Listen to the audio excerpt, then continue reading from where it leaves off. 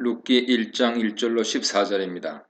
하나님 주신 흉년과 풍년, 나오미의 절망과 희망, 나오미의 배려와 룻의 인애에 대해 묵상해 보시기 바랍니다. 룻기의 시간적, 장소적 배경과 등장인물을 설명하는 부분으로 룻기 전체 서론에 해당합니다. 1절에서 룻기의 시대적 배경이 사사시대로 언급되는데요. 사사시대에는 타락과 구원이 반복되면서 이스라엘이 영적으로 점점 타락하게 되었고 결국 파산 상태가 되었습니다. 이렇게 룻기는 영적으로 사회적으로 매우 어둡고 혼란스러운 시대를 배경으로 하고 있죠. 장소 배경인 베들레헴은 나지막한 산등성이 있는 지역으로 곡식, 올리브, 포도를 재배하는 곳입니다.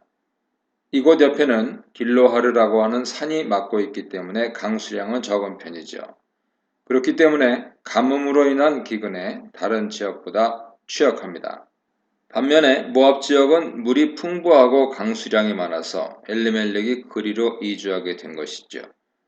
1절에서 한 가족이 모압 지역으로 가서 거류하였다 말하는데 여기서 거류하다 하는 말은 그 지역에 완전히 정착한 것이 아니고 일시적으로 머물렀다는 뜻입니다.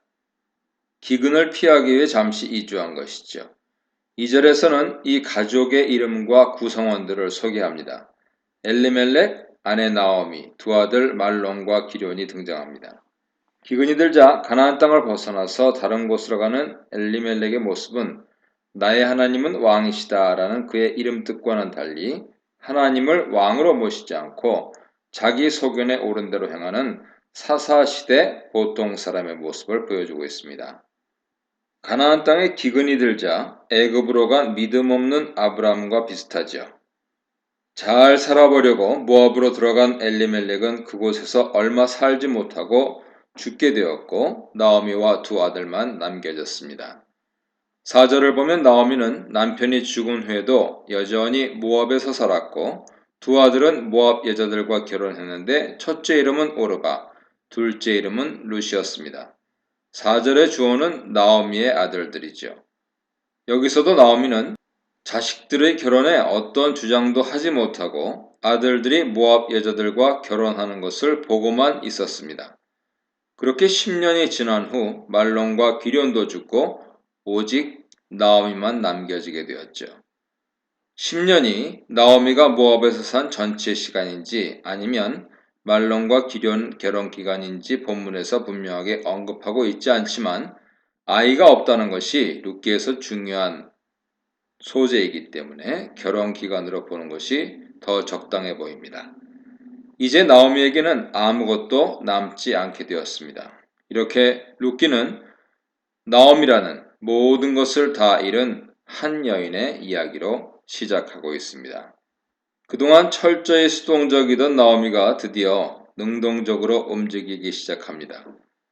모압 지방에 계속 살던 나오미는 여호와께서 자신의 백성들에게 양식을 주셨다는 소식을 듣게 됩니다. 자신이 떠나온 고향 소식을 들은 나오미는 모든 것을 잃게 만든 모압을 떠나 고향으로 돌아가고 싶은 마음이 들었습니다. 여호와께서 자신의 백성에게 은혜를 베푸시는 것을 보고 혹시 자신도 그 은혜 한 자락을 얻을 수 있지 않을까 하는 생각이 든 것 같습니다. 그런 생각이 들자 그동안 수동적으로 아무 일도 하지 않았던 나오미가 고향으로 돌아가기 위해 일어납니다. 여기서 돌아간다는 히브리어로 슈브이며 회개하다라는 뜻으로도 해석되는 단어입니다. 나오미가 고향으로 돌아가는 것은 다시 하나님께 돌아가는 회개의 여정으로 볼 수 있죠. 그런데 나오미 여정에 그녀의 두 며느리가 동행하고 있습니다. 며느리들과 동행하던 나오미는 두 사람에게 각자 어머니의 집으로 돌아가라고 명령합니다. 이유는 두 가지로 볼 수 있습니다. 첫째, 아직 젊은 두 며느리의 새로운 삶을 위한 것이죠. 나오미를 따라 모압 사람들에 대해 호의적이지 않은 유대 땅으로 가면 재혼하기 어려울 것이기 때문입니다. 둘째, 이스라엘 사람들이 좋아하지 않는 이방 며느리를 그것도 둘이나 데리고 고향으로 간다는 것이 나오미 자신에게도 부담으로 작용했을 수 있습니다. 자기 한 몸을 어떻게 살아볼 수도 있겠지만 이방인 며느리 둘을 책임질 자신은 없었을 것입니다. 나오미는 그녀들에게 그동안 같이 지낸 것에 대해 고마움을 표하며 하나님의 복을 빌어줍니다. 죽은 자들과 나를 선대했다는 표현을 보면 나오미의 며느리들은 남편이 죽은 후에도 나오미와 같이 지내면서 그녀를 잘 모신 것 같습니다. 그렇기 때문에 그들이 은혜를 베푼 것처럼 여호와께서 며느리들에게 은혜를 베풀어 달라고 기도합니다. 그리고 그들이 재혼할 수 있게 해달라고 기원합니다. 여기서 각기 남편의 집에서 위로를 받게 하시기를 원하노라 해서 위로, 메노하는 기본적으로 안식처라는 뜻으로 각기 남편을 얻어 그곳을 안식처로 삼으라는 의미입니다. 이렇게 나오미는 자신 며느리들에게 좋은 혼처가 생기기를 기도한 것이죠.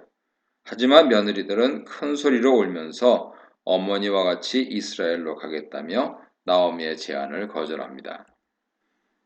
며느리들이 거절해 나오미는 이제 그녀들을 설득하기 시작합니다.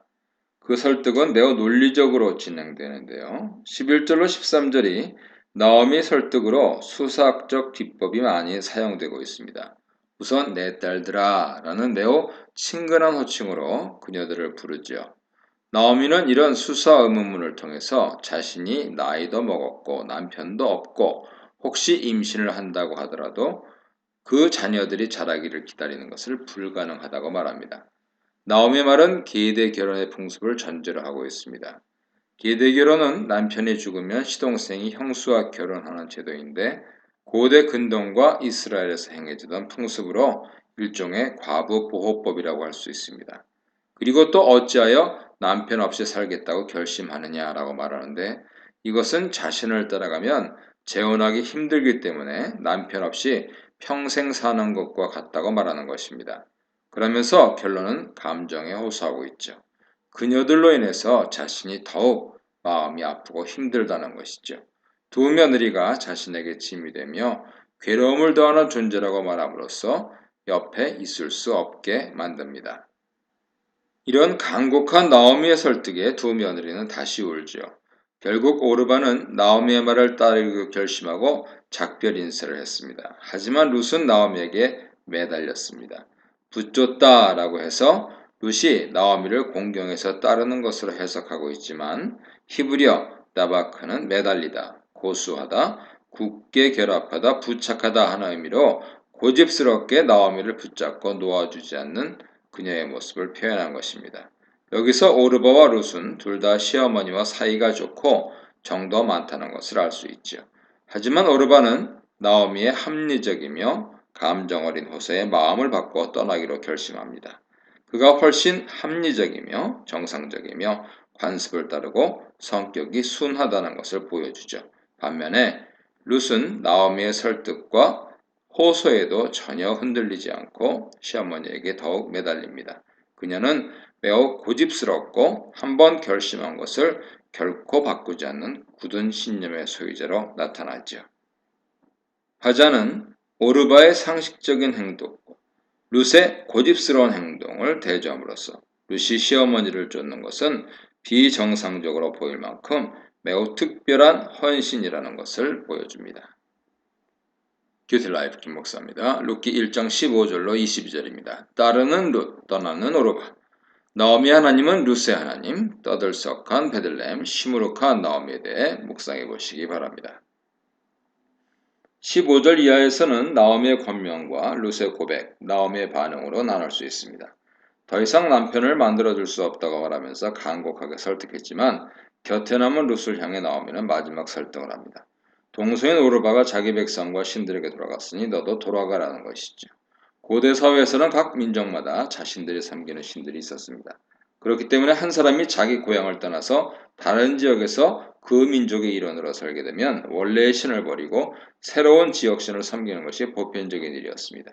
따라서 나오미는 룻에게 모압인으로서 신앙을 지키며 그곳에서 살라고 말한 것이죠. 즉 자신을 따라 나선다면 룻은 자기 신을 떠나는 것임을 환기시켜 준 것입니다.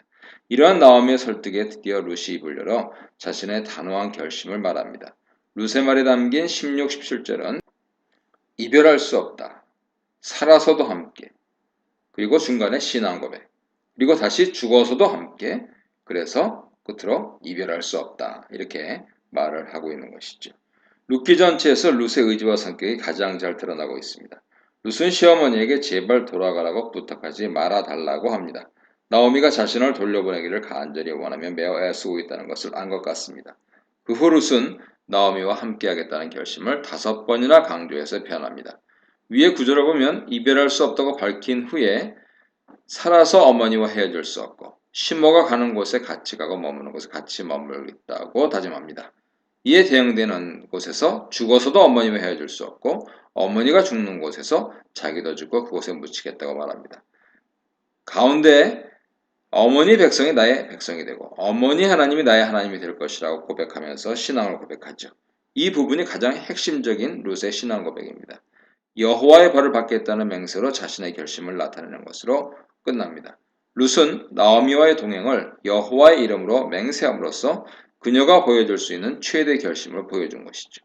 결론적으로 룻은 자신의 평생을 나오미와 함께 살겠다고 맹세한 것입니다. 이런 룻의 맹세는 그 어떤 결혼 서약보다 강한 사랑과 헌신을 보여줍니다. 그녀는 나오미와 살기 위해 민족도 종교도 바꾼다고 했습니다.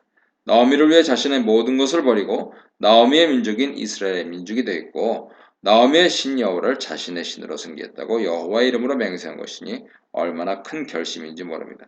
이것은 매우 비정상적인 특별하고 놀라운 헌신과 사랑이죠. 이렇게 룻의 나오미에 대한 특별한 인애, 헤세드는 룻의 고백으로부터 시작되었습니다. 그리고 이 고백 순간부터 룻은 더 이상 이방인이 아닌 이스라엘 백성이고 여호와의 백성이 된 것입니다. 신의 언약의 핵심은 나는 너의 하나님이 되고 너는 나의 백성이 되는 것인데 이제 룻은 자신이 여호와의 백성이 되겠다고 했기 때문입니다. 그러므로 룻의 이 고백은 구약 역사상 가장 놀라운 이방인의 신앙 고백인 것이죠. 그리고 이런 룻의 강한 결심과 고백에 나오미는 룻을 설득하기를 멈춥니다. 여기서 우리는 룻과 나오미의 사이적 고부관계를 볼 수 있는데 어느 한쪽의 일방적인 헌신이나 배려가 아닌 상호간의 배려와 헌신이 잘 나타나 있습니다. 나오미는 어른으로서 같은 여자로서 젊은 나이에 과부가 된 며느리들을 배려하여 친정으로 돌아가 재혼을 하라고 권합니다. 그녀의 말 속에는 며느리들이 좋은 남편 만나서 새로운 인생을 살기 원하는 진심이 담겨 있었습니다. 그리고 며느리들도 늙은 시모를 홀로 보낼 수 없어 같이 가기를 진심으로 원했습니다.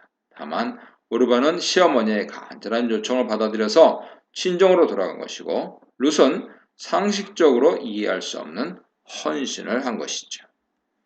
모압을 출발한 나오미와 룻은 드디어 베들레헴에 도착합니다. 모압에서 베들레헴까지는 110에서 160km 정도 여정으로 대략 7일 정도 걸렸을 것입니다.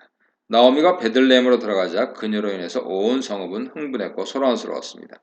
그들은 늙고 초라하게 돌아온 나오미를 보며 이 사람이 나오미냐라고 말하는데 몰라서 묻는 질문이 아니고 그녀의 엄청난 변화에 대한 놀라움을 표현한 것이죠. 이런 질문에 나오미는 20절, 21절에서 자신의 처지를 말합니다. 여기서 나오미의 말은 룻의 말과 비슷한 형식을 가집니다. 구절을 보면 히브리어 본문을 근거로 해서 나오미라 부르지 말아라. 전능자가 나를 괴롭게 하셨다. 중간에 내가 풍족하게 나갔으나 비어들어왔다.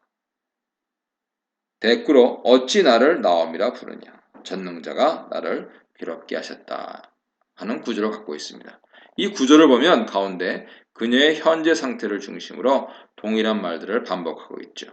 이런 구절을 통해서 그녀는 현재 자신이 텅 빈 상황이 여호와 때문이라는 것, 그리고 쓰리고 아픈 마음, 그것을 표현하고 있는 것입니다. 나오미의 말도 룻처럼 나오미라 부르지 말라는 부정명령으로 시작합니다. 그녀는 나오미 대신 자신을 마라라고 부르라고 요청합니다.